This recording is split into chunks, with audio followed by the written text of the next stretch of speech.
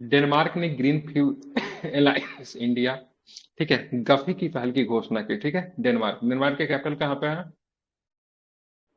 Copenhagen. Denmark के capital Copenhagen. ठीक है, ध्यान रखेंगे। ठीक है, तो डेनमार्क ने क्या आपका घोषणा कर दिया है, तो ग्रीन फ्यूल अलायंस इंडिया। ठीक है, ग्रीन फ्यूल्स अलायंस इंडिया की पहल की घोषणा की। किसने? डेनमार्क ने। ठीक है, ग्लोबल इन्वेस्टर मीट 2024 में डेनमार्क ने ग्रीन फ्यूल्स अलायंस इंडिया का अनावरण किया। पर्पस क्या होगा? जाहिर सी बात है, कोई योजना आती है, कोई इन्वेस्टर मीट होता है, तो कुछ घोषणा होता है, तो उसका कुछ पर्पस होता है। तो नवाचार और समझदारी के माध्यम से हरित हाइड्रोजन सहित हरित ईंधन क्षेत्र को आगे बढ़ाना। यह भारत और डेनमार्क के बीच 2020 में, ठीक है, हस्ताक्षरित ग्रीन स्ट्रेटेजिक पार्टनरशिप का हिस्सा है। ठीक है, भारत और डेनमार्क ने 2020 में एक एमओयू पे साइन किया था, जिसको क्या बोलते हैं? Green strategic partnership. ठीक है, हरित ईंधन की बात करेंगे तो हरित ईंधन में क्या होता है? हरित हाइड्रोकार्बन और मतलब जैव ईंधन आते हैं। ठीक है, विभिन्न जैविक और थर्मोकेमिकल प्रतिक्रियाओं के माध्यम से बायोगैस के स्रोतों को उत्पादित ईंधन है। भारत और अन्य साझेदारी पहल देखेंगे, भारत और अन्य समान साझेदारी पहल देंगे, मतलब भारत जो है ग्रीन ग्रीन एनर्जी में। ठीक है, ठीक है, किसके किसके साथ मतलब साझेदारी कर रखा था? भारत और अमेरिका की रणनीतिक स्वच्छ ऊर्जा साझेदारी है, मतलब यूएसए के साथ है। हरित स्वच्छ हाइड्रोजन भारत और सऊदी अरब के साथ भी है, मतलब यूएसए के साथ भी है, सऊदी अरब के साथ भी है। भारत और ऑस्ट्रेलिया के ग्रीन हाइड्रोजन टास्क फोर्स है। भारत, ब्राजील और संयुक्त राज्य अमेरिका द्वारा गठित वैश्विक जैव ईंधन गठबंधन है। और स्वच्छ ऊर्जा के लिए क्वाड का जलवायु कार्य समूह है। ठीक है, तो क्वाड में कौन कौन सा नेशन है, आप लोग भी जानते हैं कौन कौन सा नेशन है क्वाड में? Bharat, Bharat, Japan, Australia, America. तो इन सारे जापान, चीजों से ऑस्ट्रेलिया। चलता है से भारत जो है कागजी रूप से ग्रीन एनर्जी को लेके काफी अधिक मतलब क्या है, सीरियस है। ठीक है, मतलब ऐसे धरातल पे भी है, ऐसे मैं बोल रहा हूँ कागजी रूप से, आप लोग एग्जाम में मत लिखिएगा। ठीक है, अच्छा अच्छी चीजों को ही हमको लिखना है। भारत और अमेरिका के बीच में है, भारत और सऊदी अरब के बीच में है, भारत ऑस्ट्रेलिया के बीच में ग्रीन हाइड्रोजन टास्क फोर्स का गठन किया गया है। भारत, ब्राजील और संयुक्त राज्य अमेरिका ध्यान में रखेंगे, और साथ में स्वच्छ ऊर्जा के लिए हमने क्वाड के साथ भी समझौता कर रखा है, मतलब क्वाड का जलवायु कार्य समूह जो है उसमें भारत भी शामिल है। साथ में हमने अभी किसके साथ किया है? ग्रीन फ्यूल्स अलायंस किसके साथ बना है? ग्रीन फ्यूल्स अलायंस किसके साथ?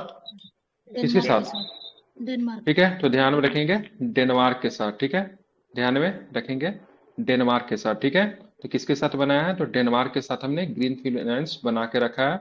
इसको आपको ध्यान में रखना चाहिए, इंपॉर्टेंट है। ठीक है, चलिए और भी कुछ प्रश्न को लेंगे, जैसे कि ये सारा नेशन का याद हो गया, किसके किसके साथ, एक बार बोलिए तो किसके किसके साथ है? Bharat, America, Australia Bharat. Sir, Bharat, Brazil और यूएसए है। और हम्म। क्वाड वाले समूह के साथ है। हम्म। और अमेरिका तो है ही ना। अमेरिका के साथ है। ग्रीन हाइड्रोजन टास्क किसके साथ भारत ने बनाया? Green hydrogen task, Bharat green के साथ। हाइड्रोजन टास्क की बात करें किसके साथ है? तो जब आपसे ऑस्ट्रेलिया। पूछा जाएगा तो ग्रीन हाइड्रोजन टास्क की बात करेंगे तो आपको ध्यान में रखना ऑस्ट्रेलिया के साथ है। ठीक है, वैश्विक जैव ईंधन गठबंधन की बात करेंगे, भारत, ब्राजील और ब्राजील, संयुक्त राज्य भारत, अमेरिका, आप याद रखोगे। ठीक यूएसए। है, साथ में स्वच्छ हाइड्रोजन की बात करेंगे, स्वच्छ या फिर हरित हाइड्रोजन, तो सऊदी अरब के साथ है। पूछ सकता है सर भारत का ग्रीन एनर्जी को लेकर किसके साथ समझौता नहीं है, क्योंकि एफएटीएफ को लेकर पिछले बार क्वेश्चन पूछा था। ठीक है, सॉरी एफएटीएफ बोल रहा हूँ, क्या बोलते हैं उसको यार, मुक्त व्यापार, फ्री ट्रेड, क्या बोलते हैं यही उसको? है, यही है। Free trade FATF. Agreement, FATF नहीं एफटीए। बोलता उधर, हाँ फ्री, हाँ FTA, free FTA. Trade agreement को लेकर, हाँ फ्री ट्रेड एग्रीमेंट को लेकर 69 बीपीएससी में प्रश्न को पूछा है, तो हो सकता है इस बार किसको लेकर पूछ दे? एनवायरमेंट को लेकर पूछ दे। ठीक है, ध्यान में रखेंगे। चलिए आगे चलेंगे। सतत विमानन ईंधन क्या होता है? तो केंद्र ने 2023 2027 तक सभी अंतर्राष्ट्रीय उड़ानों के लिए पारंपरिक जेट ईंधन के साथ, ठीक है, सतत विमानन ईंधन, जिसको हम लोग संक्षेप में बोलते हैं एसएएफ के मिश्रण के लिए 1% का सांकेतिक लक्ष्य निर्धारित किया है। तो यहाँ पे ध्यान में रखना है, जो भी मतलब जो विमान का जो ईंधन होता है उसमें मतलब एसएएफ, एसएएफ क्या होता है, उसमें कितना परसेंट मिलाना है?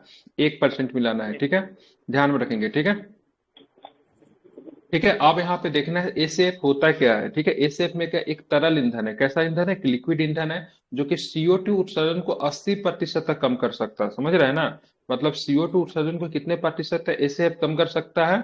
तो 80% तक कम कर सकता है। कितने प्रतिशत तक कम कर सकता है?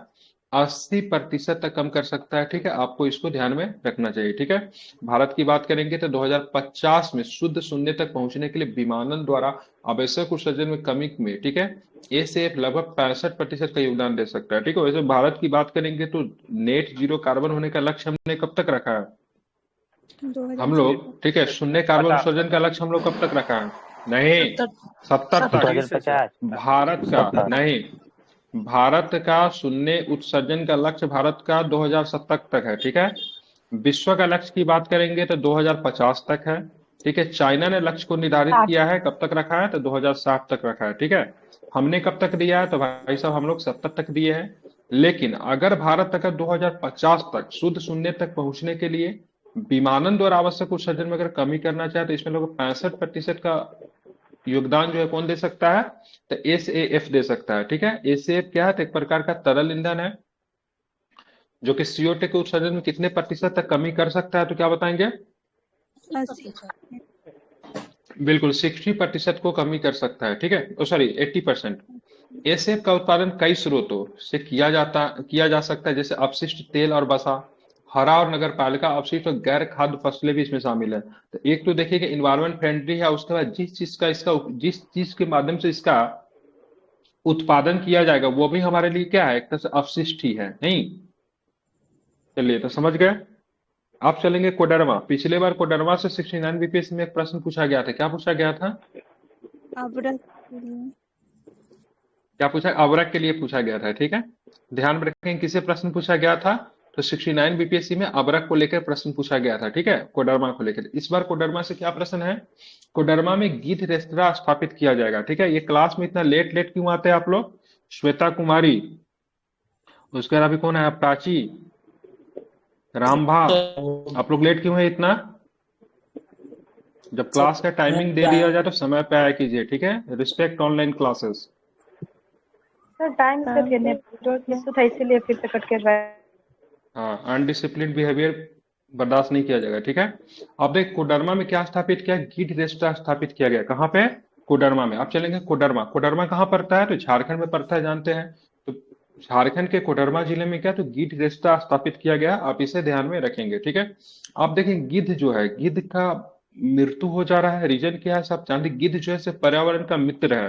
क्या है? पर्यावरण का मित्र है। पर्यावरण से अगर सारे गिद्ध को अगर समाप्त कर दिया जाए तो क्या होगा? बहुत ही दुर्गंध जैसी समस्या आ जाएगी, तरह का डिजीज का आपको देखने को मिलेगा, क्योंकि मरे हुए जीव जंतु को, ठीक है, भक्षण कौन करता है? तो गिद्ध करता है। ठीक है, गिद्ध में पशुधन दवाओं जो विशेष रूप से डाइक्लोरोफेनाक, ठीक है, क्या नाम है? डाइक्लोरोफेनाक। ये एग्जाम में कई बार पूछता है, इसका कॉपी में नोट कीजिए।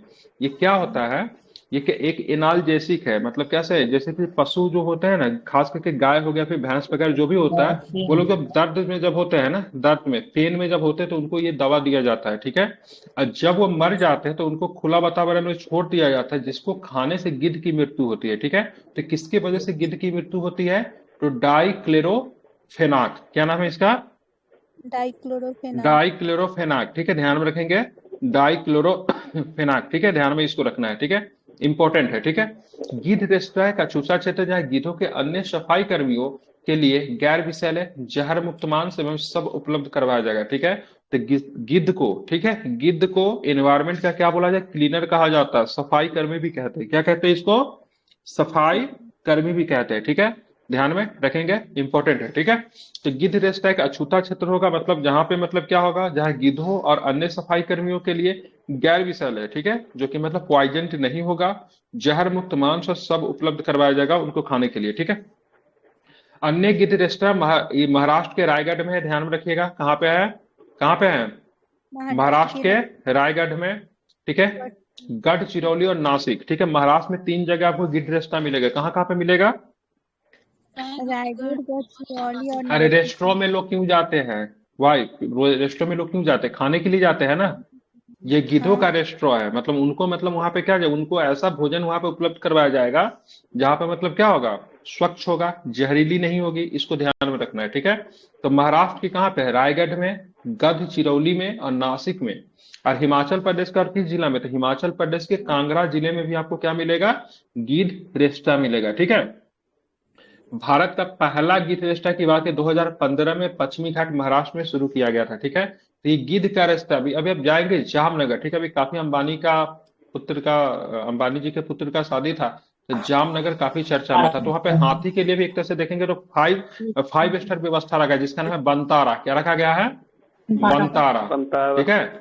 हाँ, तो वहां पे हाथी के लिए बहुत ही बढ़िया व्यवस्था रखेगा, उसके लंच से लेके डिनर से लेकर ब्रेकफास्ट तक की काफी मतलब 5 स्टार सुविधा मतलब उपलब्ध कराया गया है। ठीक है, ध्यान में रखेंगे। समझ गए? तो ये गिद्ध के लिए आपको कहाँ पे खुल गया है? तो अभी हाल फिलहाल में एक जगह गिद्ध प्रजनन केंद्र भी खुला है। कहाँ पे खुला है गिद्ध प्रजनन केंद्र? ये सुल्तान, यूपी में सुल्तान, पता नहीं, सुल्तानपुर उत्तर प्रदेश। हाँ। नहीं, ठीक है, महाराजगंज। कहाँ पे खुला है?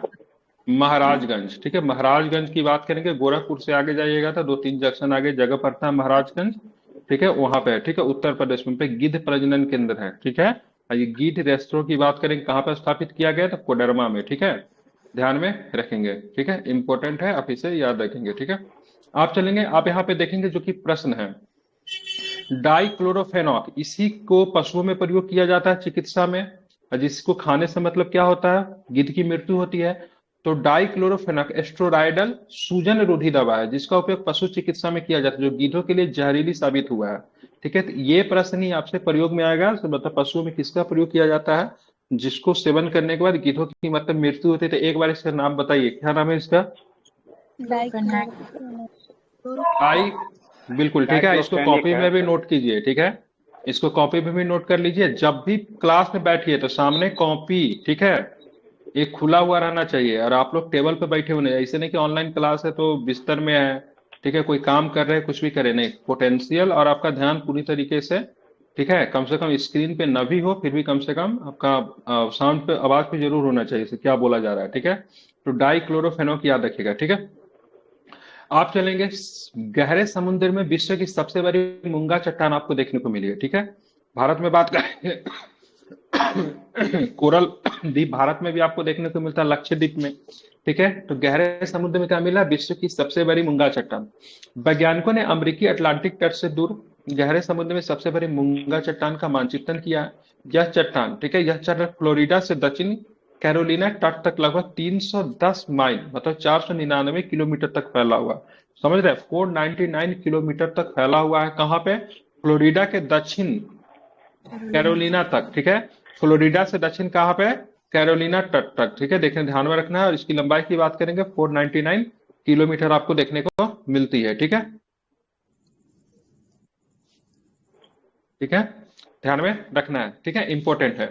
वो 455 फीट से लेके 3280 फीट की गहराई तक पाए जाते हैं, जहां सूरज की रोशनी प्रवेश नहीं कर पाती है। ठीक है, ध्यान में रखना है। ठीक है, उसके बाद गहरे समुद्र में मूंगे को ऊर्जा के लिए पानी के खाद्य कणों को प्राप्त करना होता है। ठीक है, ये उष्णकटिबंधीय मूंगे चट्टानें प्रकाश संश्लेषण पर निर्भर करती है, मतलब ये फोटोसिंथेसिस का प्रोसेस, ठीक है, कर सकती है। ठीक है, किसका प्रोसेस कर सकती है? फोटोसिंथेसिस की प्रोसेस कर सकती है। तो कहाँ पे मिला है? इसकी लंबाई कितनी है, सो बताइए। फ्लोरिडा और साउथ कैरोलिना। अटलांटिका तट के नजदीक में मिला था सर, और इसका लंबाई 499 99 किलोमीटर। किलोमीटर। 499 kilometre sir. अच्छा, 665 मीटर है। कहाँ पे मिलेगा? तो कैरोलिना तट तक आपको देखने को मिलता है। ठीक है, और कहाँ पे? अटलांटिक में। कहाँ पे? Atlantic ocean. दुनिया का दूसरा सबसे बड़ा महासागर कौन सा है? Second largest ocean in the world? Atlantic ocean. ध्यान रखेंगे। ठीक है, आप देखेंगे कुछ अतिरिक्त जानकारी देख लेते हैं। मूंगे, ठीक है, मूंगा ये चट्टान जो होता है एक प्रकार का जीव है। ठीक है, इसीलिए कहीं पे घूमने उमने जाए, कभी लक्षद्वीप जाने का मौका मिले तो इसको तोड़ने उड़ने की कोशिश नहीं करें, गैर कानूनी है। ठीक है, ध्यान में रखेंगे।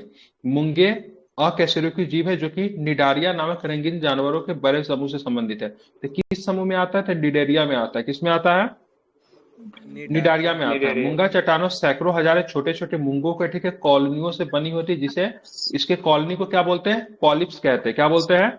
मूंगा की बात करेंगे तो छोटे छोटे मूंगों की कॉलोनी। कॉलोनी क्या होता है? ठीक है, कॉलोनी ध्यान में रखिएगा, मछलियों की जो समूह वगैरह जो होता है उसको भी कॉलोनी या फिर स्कूल वगैरह कहते हैं, उसको कॉलोनी या फिर स्कूल कहता है, ठीक है। तो मूंगा चट्टान का जो मतलब समूह जो होता है, बहुत सारे मूंगे चट्टानों को, उसको क्या कहा जाता है?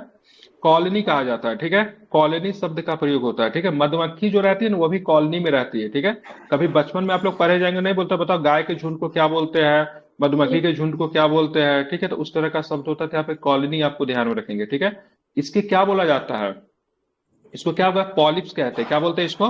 पॉलिप्स करते हैं। और हमसे जो प्रश्न जो एग्जाम में जो पूछा जाएगा, ठीक है, हमसे जो प्रश्न जो पूछा जाएगा, भारत में मूंगा आपको कहाँ कहाँ पे मिलता है, जो कि हमारे प्रीलिम्स के पॉइंट ऑफ व्यू से बहुत जरूरी है। इस पॉइंट को आप लोग क्या करेंगे? नोट करेंगे, ठीक है। भारत में मूंगे चट्टाने कच्छ की रण, गुजरात में, मन्नार की खाड़ी, तमिलनाडु, अंडमान और निकोबार द्वीप समूह, लक्षद्वीप, लक्षद्वीप समूह, और पाक जल डमरू मालवन महाराष्ट्र में पाई जाती है, ठीक है। पाक जल डमरू मालवन महाराष्ट्र में पाई जाती है, ठीक है। पाक जल डमरू तो ये तो महाराष्ट्र में नहीं होना चाहिए। मालवन है सिर्फ, पाक जल डमरू यहाँ है। अलग पाक है। जल डमरू अलग होगा, मालवन अलग होगा, ठीक है, ध्यान में रखिएगा। तो इन सब जगहों पे आपको मूंगा चट्टाने आपको पाई जाती है, ठीक है, ध्यान में रखेंगे। क्लियर? कौन कौन है याद कर लीजिए, फिर से रिपीट कर दीजिए सारे जगहों का नाम। लक्षद्वीप, कच्छ पाक जल डमरू, मालवन, अंडमान की निकोबार, खाड़ी, मन्नार की अंडमान खाड़ी, निकोबार, लक्षद्वीप समूह, कच्छ की पाक खाड़ी। जल डमरूमध और मालवन महाराष्ट्र। ठीक है, ध्यान में रखेंगे, ठीक है,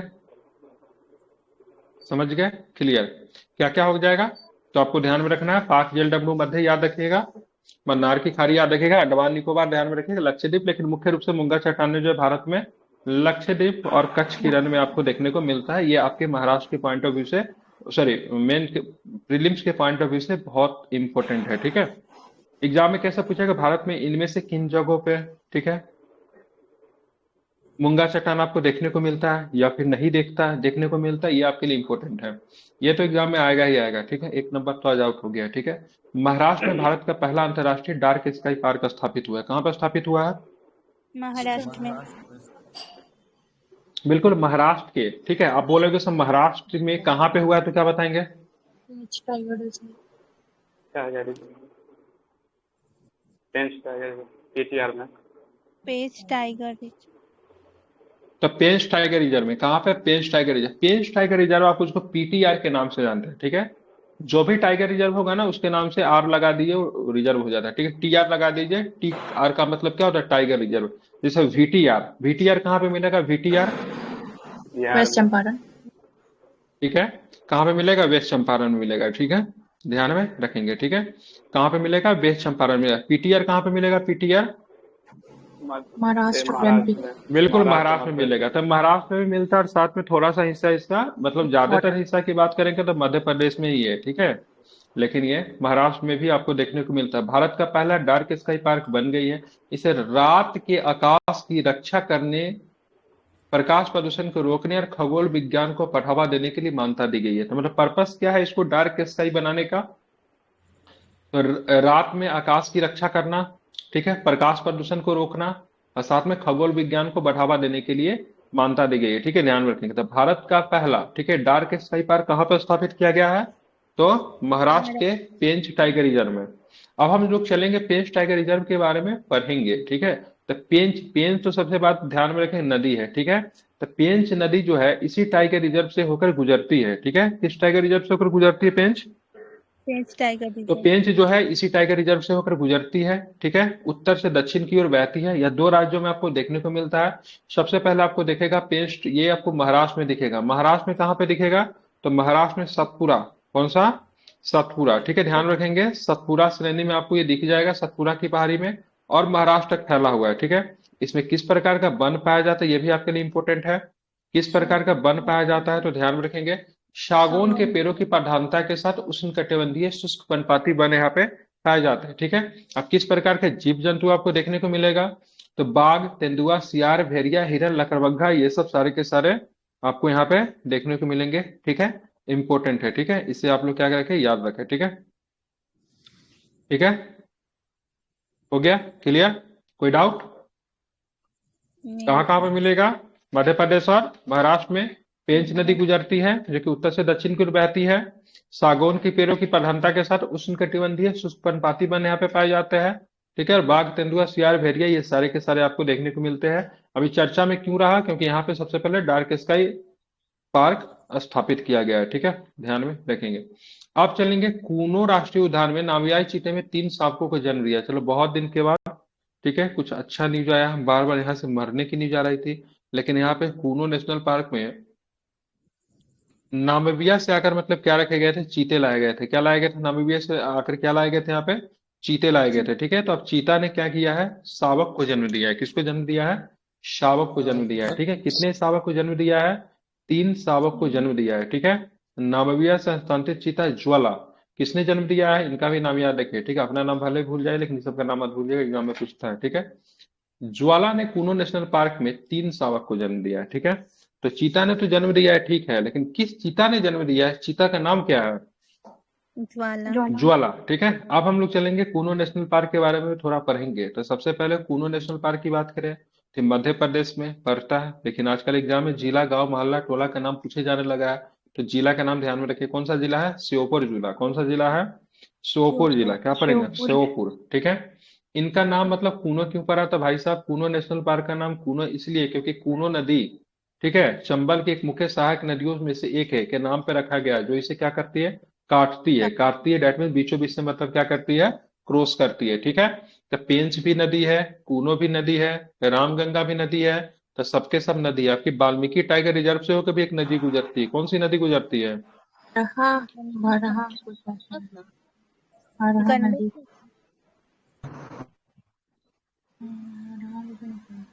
गंडक नदी। ठीक है, अब कूनो राष्ट्रीय उद्यान को भारत में चीता के परिचय के कार्य योजना के तहत चुना गया था। प्रोजेक्ट चीता आपको ध्यान में रखेगा, प्रोजेक्ट चीता भारतीय वनों में अफ्रीकी चीतों की पुनः वापसी का भारत का एक महत्वपूर्ण प्रयास जो सितंबर 2022 में प्रारंभ किया गया। ठीक है, तो ये प्रोजेक्ट टाइगर नहीं है, ये क्या है, तो ये प्रोजेक्ट चीता है। कब प्रारंभ किया गया प्रोजेक्ट चीता को, कब प्रारंभ किया गया, सितंबर 2022। सितंबर 2022 में। आप प्रोजेक्ट टाइगर कब प्रारंभ किया गया, 1972।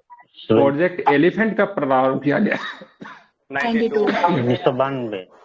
ठीक है, 1992 में। ठीक है, भारत में आखिरी चीता को कब मार दिया गया था, व्हेन वाज लास्ट चीता किल्ड इन इंडिया, 2006।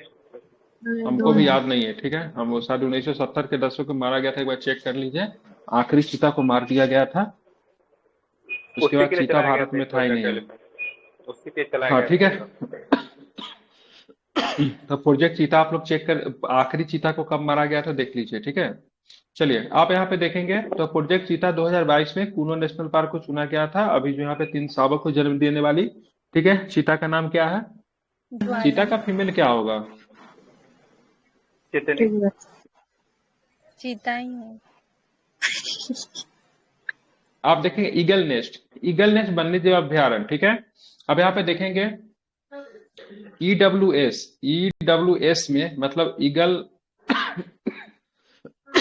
नेस्ट वन्यजीव अभ्यारण्य में आईआईएससी बेंगलुरु के अध्ययन से पता चलता है कि बढ़ते तापमान के कारण कई पक्षी प्रजातियों ने अपना, ठीक है, अपना आवास की बात करेंगे तो ऊंचाई पर हस्तांतरित करना शुरू कर दिया। किस वजह से, तो बढ़ते तापमान के कारण। ठीक है, इन्होंने अपने आवास को कहाँ पे बनाना शुरू कर दिया, हाइट पे। आपको पता है ऊंचाई पे जाने पे क्या होता है, क्या होता है, 25 मीटर की ऊंचाई पे जाने पाए थे कि 1 सेंटीमीटर टेम्परेचर कम हो जाता है। गलत तो नहीं बता रहा हूँ, 6 किलोमीटर 25 मीटर, 6 किलोमीटर किलोमीटर तो नहीं होगा, 165 मीटर का है। सॉरी 165 है, 165 है, 32 बोल रहा हूँ। ठीक है, 165 राइट। ठीक है, ध्यान में रखेंगे। ठीक है, 6 किलोमीटर जाएगा तो कुछ ज्यादा ही ऊपर नहीं चले जाएगा, कुछ भी याद कर लेना है। ठीक है, ध्यान में रखेंगे। ठीक है, उष्णकटिबंधीय पर्वतीय वन लगभग 150 से 200 मीटर की ऊंचाई से लेकर 3500 मीटर तक ऊंचाई तक पाए जाते हैं। ठीक है, ध्यान में रखना है। ठीक है, तो ईगल नेस्ट वन्यजीव अभ्यारण्य कहाँ मिलेगा,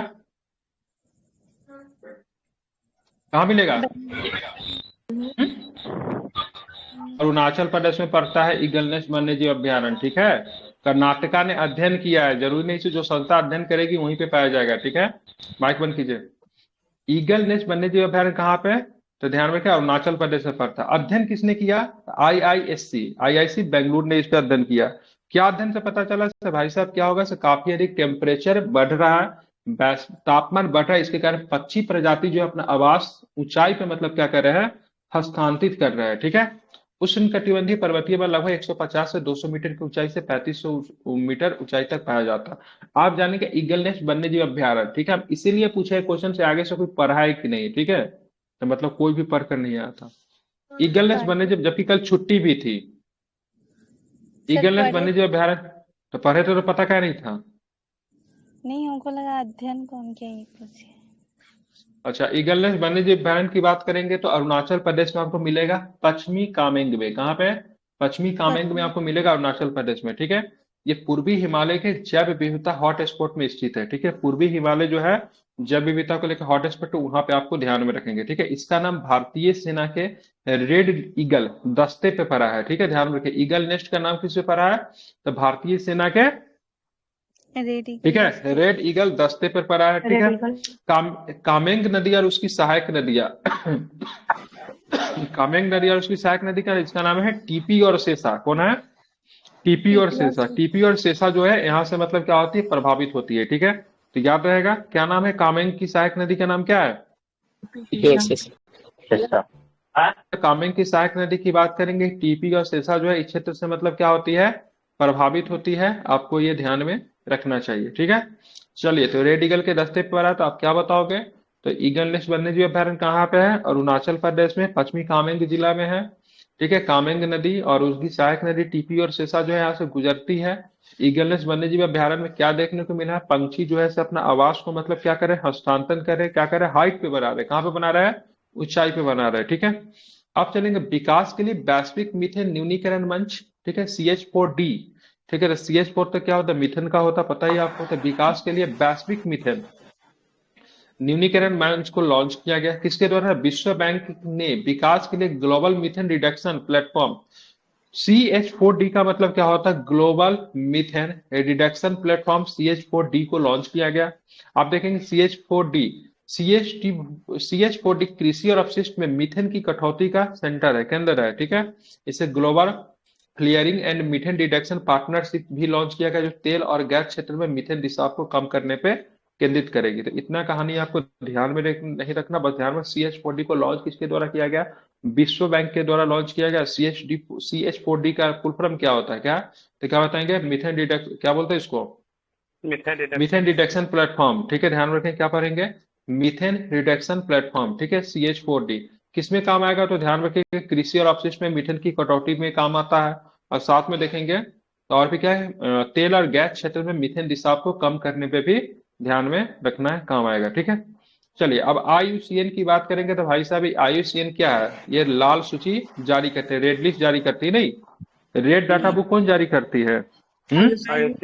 IUCN ही जारी करती है। तो IUCN का मुख्यालय कहाँ पे है, बताइए कहाँ पे है IUCN का मुख्यालय? स्विट्जरलैंड के ग्लैंड में है, जिनेवा में नहीं है। ठीक है, कहाँ पे है? स्विट्जरलैंड के ग्लैंड में आपको मिलेगा IUCN। ठीक है, तो IUCN लाल सूची में अद्यतन किया गया। अंतर्राष्ट्रीय प्राकृतिक संरक्षण संघ ने संकटग्रस्त प्रजातियों के अद्यतन के लिए IUCN लाल सूची जारी की। हर साल करती है, इस बार भी इसने जारी कर दी है। कौन सी लाल सूची में, मतलब रेड डाटा बुक जो होता है, लाल सूची जो होता है, उसमें किस प्रजाति को रखा था? संकटग्रस्त प्रजाति। ठीक है, इसका भी कई सारा कैटेगरी होता है, जैसे क्रिटिकल डेंजर, डेंजर, इंडेंजर, इस तरह का कैटेगरी बनाया जाता है। ठीक है, जो लुप्त जातीय स्वरों में जो लुप्त हो जाती है। बिल्कुल बिल्कुल बिल्कुल। ठीक है, अद्यतन IUCN की सूची में लगभग 1,57,190 प्रजाति शामिल है, जिनमें से कितने प्रजाति विलुप्त के कगार पे, तो कितना बताएंगे? 44,016 प्रजाति जो है विलुप्त के कगार पे। ठीक है, आप देखेंगे यह जानवरों, कवकों और पौधे की प्रजातियों के बीच विलुप्त होने की जोखिम का आकलन करता है। जानवर, कवक और पौधा। ठीक है, ध्यान में रखेंगे, तीनों को ध्यान में आपको रखना है, जानवर भी है, कवक भी है, पौधे भी है। ठीक है, अपने आकलन को IUCN रेड लिस्ट में शामिल करता है। यह सूची 1969 से प्रकाशित की जा रही है, जब महात्मा गांधी के जन्म के 100 वर्ष पूरे हो गए थे। ठीक है, कब से प्रकाशित की जाती है IUCN रेड लिस्ट, कब से जारी की जाती है? 1969 से जारी की जाती है। ठीक है, ध्यान में रखेंगे, मुख्यालय याद रख लीजिए, बस इतना ही, बाकी डाटा आपके लिए फालतू है, जरूरी नहीं है। ठीक है, चलिए, आप चलेंगे पोंग बांध। तो पोंग बांध तो जानते हैं किस नदी पे है? पोंग बांध किस नदी पे है? ठीक है, हिमाचल प्रदेश नदी का नाम है। ब्यास नदी पे। बहुत सुंदर, बेहतरीन बताया आपने, ब्यास नदी द राइट आंसर। तो पोंग बांध वन्य जीव अभ्यारण्य की पर्यावरणीय संवेदनशील घोषित किया गया, ठीक है।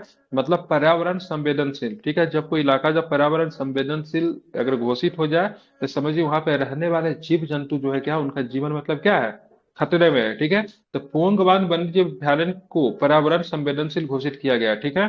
पर्यावरण वन मंत्रालय ने पोंग बांध वन्यजीव अभ्यारण्य की सीमाओं से लगे 1 किलोमीटर क्षेत्र को पर्यावरण संवेदनशील क्षेत्र घोषित किया गया है। पोंग बांध अभ्यारण्य के आसपास के पर्यावरण संवेदनशील क्षेत्र में होटल, रिसोर्ट या किसी भी प्रकार के प्रदूषणकारी उद्योग के निर्माण जैसी किसी भी व्यवसायिक गतिविधि की अनुमति नहीं दी जाएगी।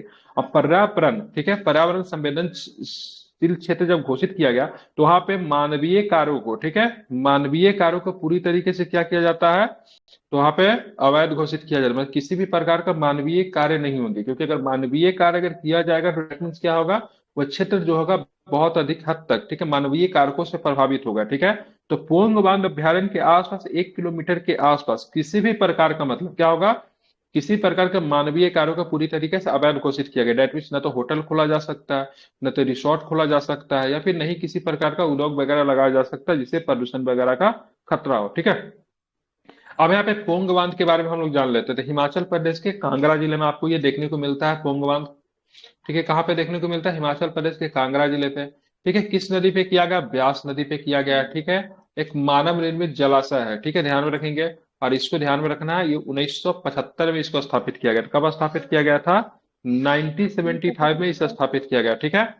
1983 में जलाशय को वन्यजीव अभ्यारण्य घोषित कर दिया गया। कब किया गया, तो 1983 में इसको, इस जलाशय को मतलब क्या किया गया, वन्य जीव अभ्यारण्य घोषित कर दिया गया, ठीक है। और 2002 में, ठीक है, इसको रामसर साइट भी नामित किया गया था। पोंग बांध के ऊपर आपने क्या क्या फैक्ट पढ़ा, सबसे पहले मानव निर्मित है, ब्यास नदी पे है, 1975 में बनाया गया, 1983 में इसको वन्य जीव अभ्यारण्य घोषित किया गया, और 2002 में इसको रामसर साइट भी घोषित किया गया है, ठीक है। तो किस प्रकार का रामसर साइट होगा, तो ये कृत्रिम हो जाएगा, कैसा हो जाएगा, आर्टिफिशियल या फिर कृत्रिम इसको कहेंगे, ठीक है, क्लियर। अब चलेंगे चिल्का झील। तो चिल्का झील के बारे में आप लोग जानते हैं किस प्रकार का झील, चिल्का झील है, मीठे पानी का या फिर खारे पानी का झील है चिल्का, क्या बताएंगे, ठीक है। तो ध्यान रखेंगे खारे पानी का झील है। कैसा है, तो ध्यान रखना है, चिल्का की बात करेंगे, खारे पानी का झील कहाँ पे आपको देखने को मिलेगा, ओडिशा में, ठीक है। कहाँ पे देखने को मिलेगा, ओडिशा में। तो ओडिशा के चिल्का झील में वार्षिक पक्षी गणना पूरी हो गई, ठीक है। तो वार्षिक पक्षी गणना की बात करेंगे तो ओडिशा के चिल्का झील में पूरी हो गई है। बॉम्बे नेचुरल हिस्ट्री सोसाइटी, ठीक है, एवं वर्ल्ड वाइल्ड लाइफ फंड मतलब WWF और world wild life trust of India ने जनगणना में भाग लिया। मतलब 3 लोगों ने भाग लिया, ठीक है। WWF ने, ठीक है, world life trust of India ने, ठीक है, WTI, ठीक है, और साथ में बॉम्बे नेचुरल हिस्ट्री सोसाइटी ने भी मिलकर इनकी गणना की। अब देखें, वन्य विभाग ने गिनती प्रक्रिया का ई बर्ड मोबाइल का एप्लीकेशन बनाया, ठीक है। तो ये एप्लीकेशन जो है आपके लिए इंपॉर्टेंट हो सकता है, ठीक है। मतलब ई बर्ड एप्लीकेशन का निर्माण क्यों किया गया, तो चिल्का झील में पक्षी की गणना के लिए किया गया, ठीक है। ध्यान में रखेंगे कौन कौन से संस्था ने इसमें पार्टिसिपेट किया, तो WWF का इंपॉर्टेंट रोल आ जाएगा क्योंकि ये अंतरराष्ट्रीय संस्था है, ठीक है, जिसका प्रतीक क्या है, WWF का प्रतीक क्या है, रेड पांडा। बिल्कुल, ठीक है, रेड पांडा क्या हो जाएगा, ठीक है, रेड पांडा हो जाता है, ठीक है, ध्यान में रखेंगे। अब यहाँ पे देखिए चिल्का झील के बारे में जान लेते हैं, ठीक है। तो चिल्का झील के बारे में आप लोग जानिएंगे तो ये एशिया का सबसे बड़ा, दुनिया का दूसरा सबसे बड़ा खारे पानी का लैगून है, ठीक है। एशिया का सबसे बड़ा है, दुनिया का ठीक है सेकेंड लार्जेस्ट, ठीक है, खारे पानी का लैगून है, ठीक है। अब यहाँ पे देखेंगे ये चिल्का झील से एक प्रश्न और भी, भारत का पहला रामसर झील भी है, ठीक है, यही ना सबसे पहला रामसर चिल्का ही है ना, हाँ जिसे 1981 में रामसर कन्वेंशन के तहत, ठीक है, अंतर्राष्ट्रीय महत्व की पहली भारतीय आर्द्रभूमि के रूप में नामित किया गया है, ठीक है।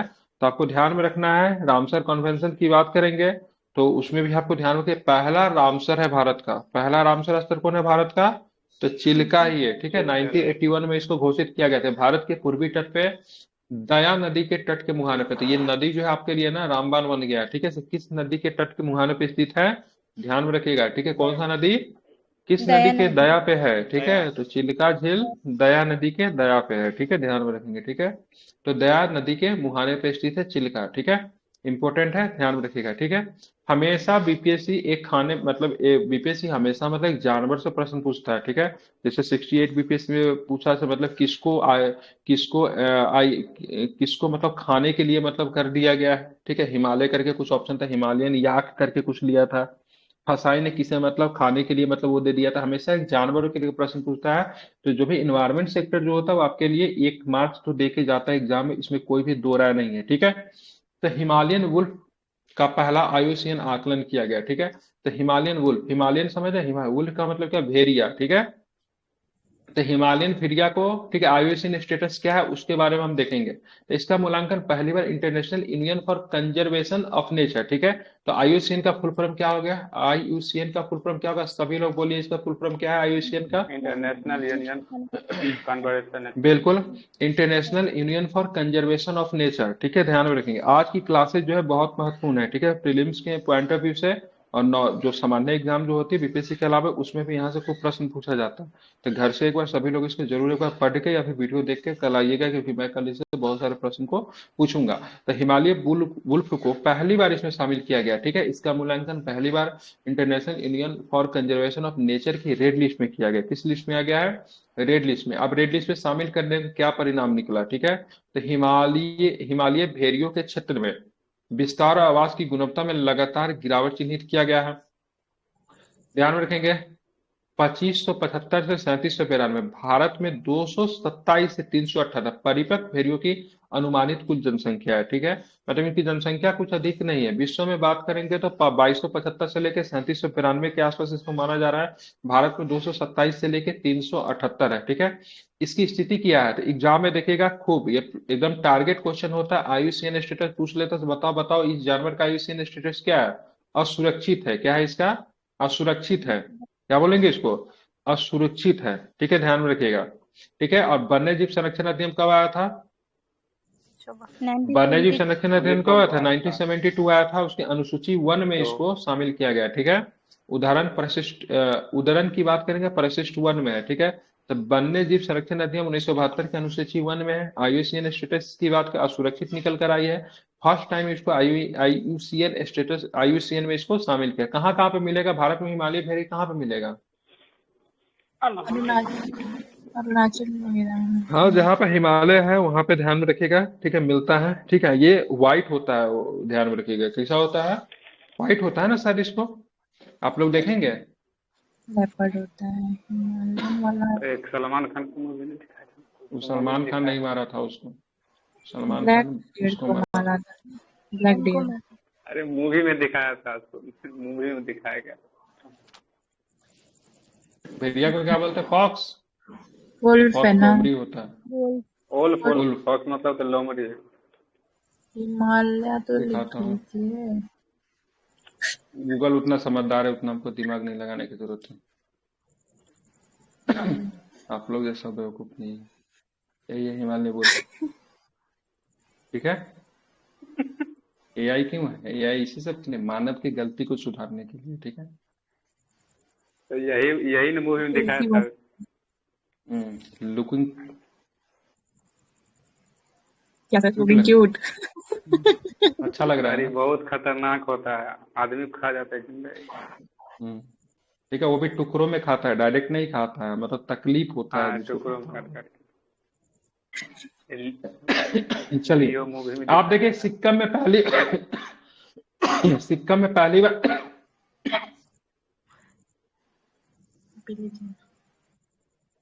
सिक्किम में पहली बार तिब्बती भूरा भालू दिखा है। तो फर्स्ट टाइम बात करेंगे सिक्किम में क्या दिखा है, तिब्बती भूरा भालू दिखा है, ठीक है। भारत के सिक्किम में पहली बार दुर्लभ तिब्बती भूरे भालू को देखे जाने की पुष्टि की गई। इसे तिब्बत नीले भालू के नाम से भी जाना जाता है, ठीक है। इसके एक विशिष्ट वी आकार का एक सफेद निशान होता है, ठीक है, ध्यान में रखेंगे। तो पहली बार, ठीक है, भारत में पहली बार, ठीक है, तिब्बती भूरा भालू को कहाँ पे देखा गया है, तो तिब्बत में नहीं सिक्किम देखा गया है, ठीक है, सिक्किम में देखा गया है, ठीक है, ध्यान में रखिएगा। तो यही प्रश्न उलझा सकता है, देखेंगे मतलब से तिब्बत लिखा हुआ है तो तिब्बत में देखा होगा, तो मार दो, देखिए तिब्बत में नहीं, कहाँ पे, सिक्किम में दिखा गया है, ठीक है।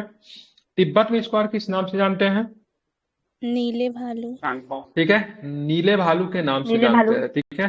ध्यान में रखेंगे, नीले भालू के नाम से इसको जाना जाता है, ठीक है। इसके विशिष्ट मतलब वी आकार का मतलब सफेद निशान होता है, ठीक है। कैसा होता है? वी आकार वी का मतलब कैसा होता है? सफेद निशान होता है, ठीक है। उसके संरक्षण की बात करें, वन्यजीव संरक्षण अधिनियम 1972 में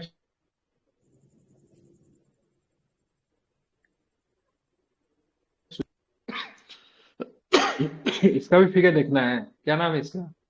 तिब्बती भूरा भालू, ठीक है। तिब्बती भूरा भालू, ठीक है। क्या लिखेंगे? इंग्लिश तो आएगा इसका। भूरा भालू नीचे तिब्बती नीला भालू दोनों लिखा है। हाँ, तो तिब्बत में इसको नीला भालू के नाम से जानते हैं, ठीक है। हेडिंग में तिब्बती भूरा भालू लिख दिया है। तिब्बती क्या बोला? Brown brown bear. या तो ऊपर में ही आ गया। Brown bear. ये तो वाकई में क्यूट है ये। क्यूट तो ठीक ठीक है, लेकिन नीला तो नहीं है। अरे ब्लू भी बोलते हैं इसको, या तो लिखा हुआ है ना यहाँ, ब्लू बियर्ड ठीक है। ब्लू भी है और यहाँ पे क्या है? ब्राउन भी है, दिखा? स्पीसीज होंगे। लद्दाख में ब्लू बोलेंगे। अच्छा, व्हाइट दिखा? वी आकार कहाँ है रेयर वाला? नहीं दिख रहा है। ये इसका ये वी आकार भी होगा ही कहीं पे। मुंह पे। ये सर फेस पे, मुंह पे जो है।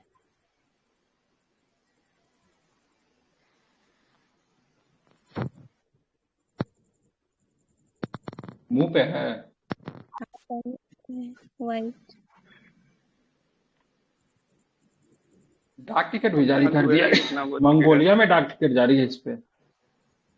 छोड़िए, रहने दीजिए। मिशन नेट जीरो कार्बन के लिए एक समझौता हुआ है, सॉरी, मिशन नेट जीरो के लिए समझौता हुआ है, ठीक है। भारत और United state agency for international development ने, ठीक है, डेवलपमेंट इंडिया ने, ठीक है, SAREP के तहत एक समझौता ज्ञापन पे हस्ताक्षर किया है। समझौता ज्ञापन का लक्ष्य 2030 तक शुद्ध शून्य कार्बन उत्सर्जित प्राप्त करने के लिए भारतीय रेलवे की सहायता करना। तो आप लोग जानते हैं 2030 तक रेलवे ने नेट जीरो कार्बन, 2070 में संपूर्ण भारत, ठीक है, 2050 वर्ल्ड ने लक्ष्य रखा है। मुंबई शहर ने कब तक रखा है? 2050 तक मुंबई शहर ने, 2060 तक चाइना ने, ठीक है, इन सब ने रखा है, ठीक है। ध्यान रखें, 2030 तक रेलवे ने, ठीक है।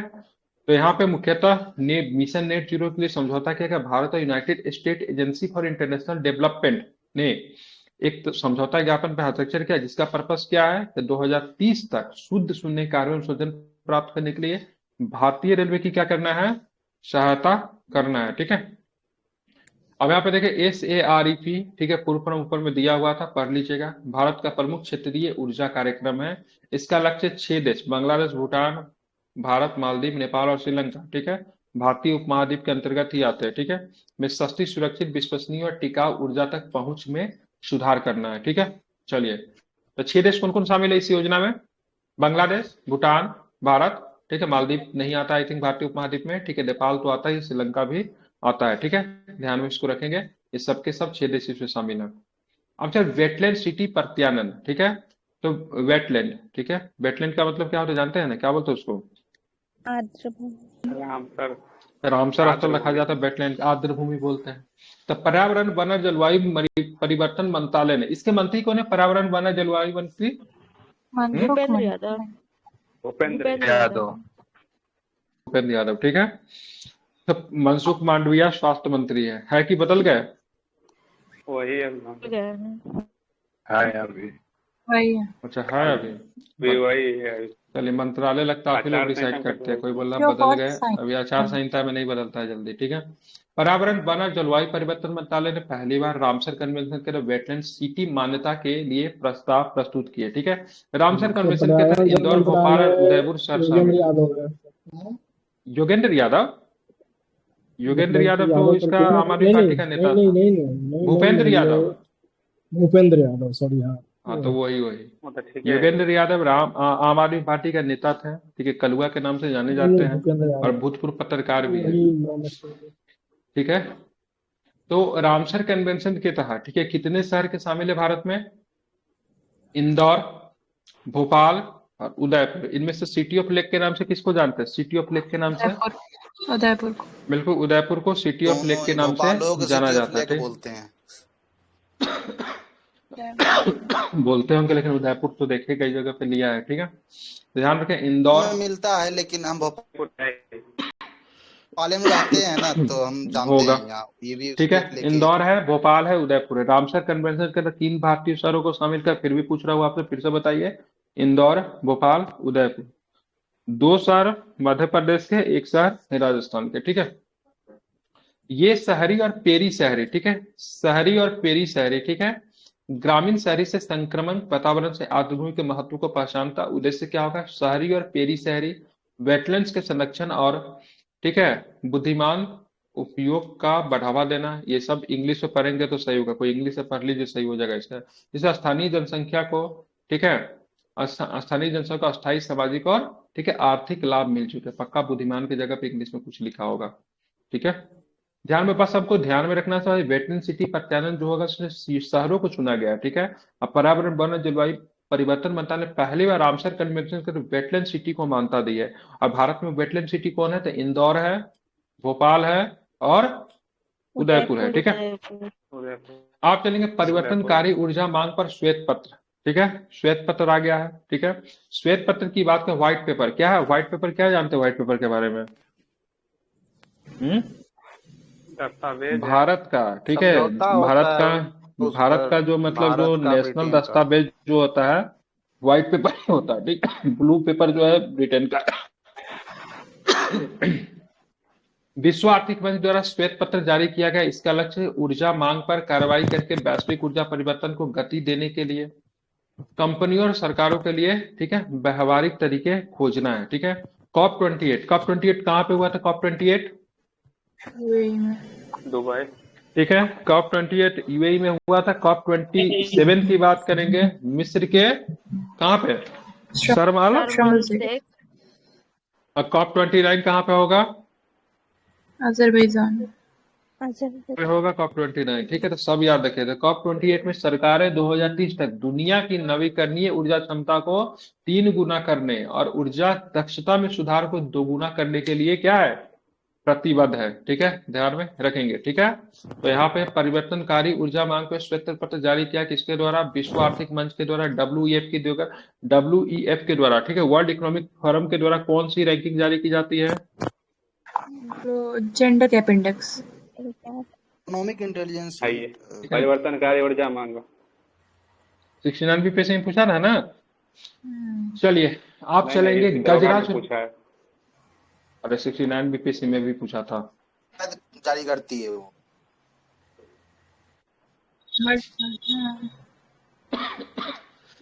महिला वाला कौन जारी करता है?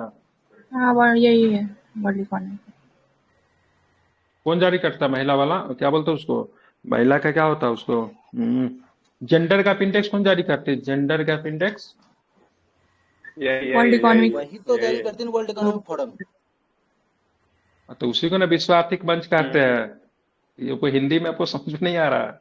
WEF को ही विश्व आर्थिक मंच कहते हैं हिंदी में। हम विश्व आर्थिक मंच कह रहे हैं, आप WEF पूछ रहे हैं, उसी को बोलते हैं विश्व आर्थिक मंच, वर्ल्ड इकोनॉमिक फोरम, ठीक है। चलिए, गजराज रुकेगा, ट्रेन हाथी टक्कर, ठीक है। गजराज क्या है? ये गजराज क्या रुकेगा? ट्रेन हाथी का टक्कर रुकेगा।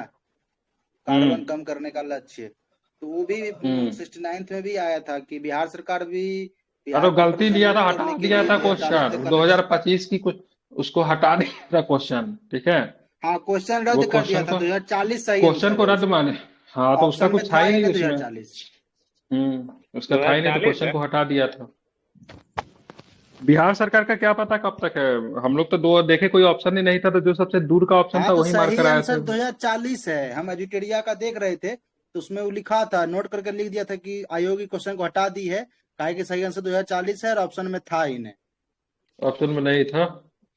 चलिए आप देखें, गजराज रोकेगा ट्रेन हाथी टक्कर। भारतीय रेलवे ने पटरियों पर हाथियों की मौत को रोकने के लिए AI आधारित निगरानी प्रणाली के तहत ट्रेनों की हाथियों से टक्कर को रोकने के लिए AI आधारित गजराज सॉफ्टवेयर लॉन्च किया है, ठीक है। तो गजराज क्या है? सॉफ्टवेयर है। क्या काम करेगा? तो ट्रेन की हाथी से टक्कर को रोकेगा, ठीक है, ध्यान रखिएगा, ठीक है। अब क्या होता है ना, से मतलब ट्रेन वगैरह तो जानते ही है, मतलब जंगलों के बीच से गुजरता है, और हाथी वगैरह ट्रेन पार करते पटरी पार करने के समय में अब सडन पटरी पर आ जाए तो ऐसे कंडीशन में ट्रेन पे सडन स्टॉप भी नहीं लगाया जा सकता है। अब इसके वजह से क्या होता है, काफी अधिक मतलब हाथियों की मतलब मौत हो जाती है। लेकिन सर हमारे लिए गजरा व्हाइट सॉफ्टवेयर पेपर तो हम्म व्हाइट पेपर के बारे में भारत सरकार का भी मतलब जारी होता है, और ब्रिटेन और भारत का कुछ विशेष विषय पर रिपोर्ट भी व्हाइट पेपर पे ही आता है। और हाँ, तो ब्लू भारत का ब्लू पेपर जो बोले ब्रिटेन ना, वो सिर्फ वही ना। ब्रिटेन सरकार का है, ब्लू बुक। ब्रिटेन देखिए, व्हाइट पेपर कब जारी किया जाता है, जब किसी भी कंपनी से एमओयू वगैरह जब साइन वगैरह होता है तो उससे पहले एक व्हाइट पेपर जारी किया जाता है, ठीक हाँ, है। तो एक दो मतलब सरकारों के दो बीच में भी कंडीशन में होता व्हाइट है। पेपर जारी होता है, एक ये भी और एक ब्रिटेन के साथ भी होता है, तो उस पर के साथ भी व्हाइट पेपर जारी होता है। वैसे ब्रिटेन का सरकारी दस्तावेज की बात करेंगे, ब्लू बुक है, भारत ब्लू पेपर है, भारत का व्हाइट पेपर है। हर सरकार का अपना एक होता है, ठीक है।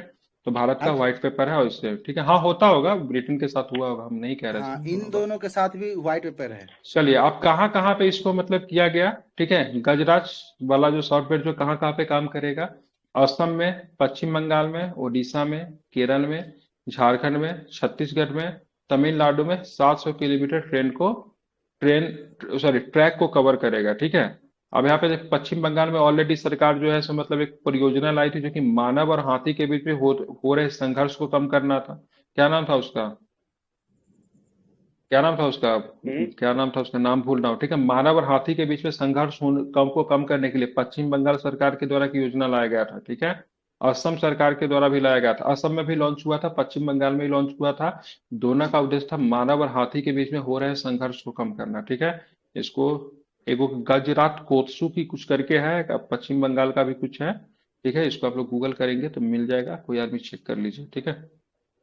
उड़ीसा में सीसा विषाक्तता, ठीक है। उड़ीसा में 8 आर्द्रभूमियों में सीसा और क्रोमियम जैसी कैंसर पैदा करने वाली भारी धातुओं का उच्च स्तर पाया गया है, ठीक है। कितने आर्द्रभूमि में, 8 आर्द्रभूमि में, ठीक है, समझ रहे हैं ना। शीशे के स्रोत की बात करें, खनन और गलाना, इलेक्ट्रॉनिक कचरे और सीसा एसिड बैक्टीरिया का पुनर्चक्रण, पाइपलाइन, सीसा पेंट इत्यादि है। सीसा शरीर में एकत्रित होकर हड्डियों और दांतों में क्या हो जाता है, जमा हो जाता है, ठीक है।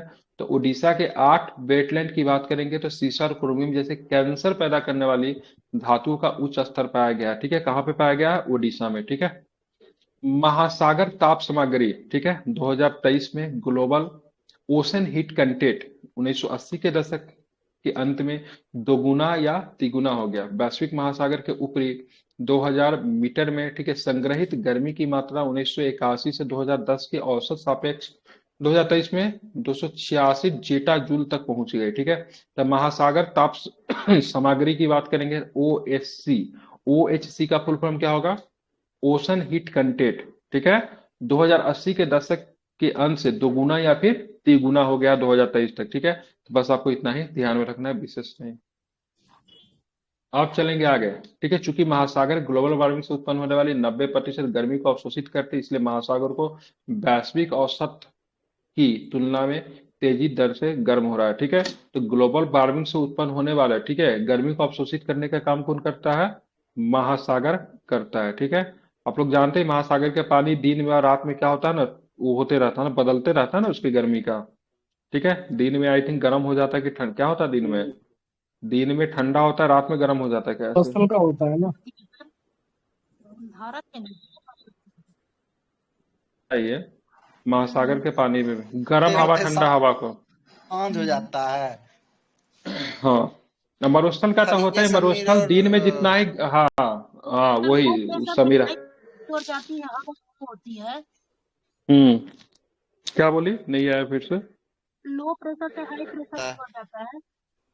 अच्छा, हाँ, जैसे ठीक है। गर्म अगर ठंडी थी ना, जलधारा अगर ठंडी है तो वो फिर गर्म की ओर जाए, अच्छा, वो होता है। ठीक है। और उसमें तो होता ही है ना, क्या नाम है इसका, मरुस्थल में दिन में जितना ही गर्म होता है, रात में उतना ही ठंडा हो जाता है, नहीं। जैसे बालू खाना ठंडा। तितली की नई प्रजाति पर आई गई, ठीक है। एक जो जितना जल्दी गर्म होगा उतना जल्दी ठंडा होगा, जो जितना ये होता है ना कि उसका देर से गर्म होगा जो वो देर बालू ठंडा होता है होगा। ना, तो पानी के उसका साथ वही है, स्पेसिफिक हीट जो होता है वो इसलिए कम होता है, महासागर स्पेसिफिक हीट बहुत उसका। ठीक है, बताए कैसा है हिंद। ठीक है। कैसर हिंद, हालांकि इसका महात्मा गांधी से कोई संबंध नहीं है। तो कैसर हिंद का अरुणाचल संबंध अगर पर किससे है, ये क्या है कैसर हिंद, क्या है? बटरफ्लाई अरुणाचल प्रदेश की ठीक है, स्टेट बटरफ्लाई। अरुणाचल प्रदेश में, ठीक है, इसको राजकीय तितली सर घोषित कर दिया, कुछ किया गया, ठीक है। हालांकि कैसर हिंद क्या है? तितली है, जो कि अरुणाचल प्रदेश में आपको देखने को मिला है, ठीक है।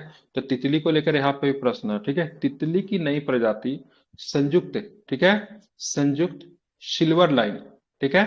ध्यान रखिए, कर्नाटक के कोडागू जिले में पहचानी गई एक तितली की नई प्रजाति है। तो अभी मैंने कैसर हिंद लिखा है, यहाँ पे क्या है, क्या है? Silver line. किसकी सिल्वर लाइन प्रजाति है? तितली ये भी तितली के। बटरफ्लाई कहाँ पे मिला है, ये कहाँ पे मिला है? की कर्नाटक के कौन सा जिला? कर्नाटक। कर्नाटक में होगा। कोडागू जिला, कोडागू। कर्नाटक के कोडागू जिला, ठीक है। पिछले 4 दशकों में पश्चिमी घाट में ये पहली ऐसी खोज है।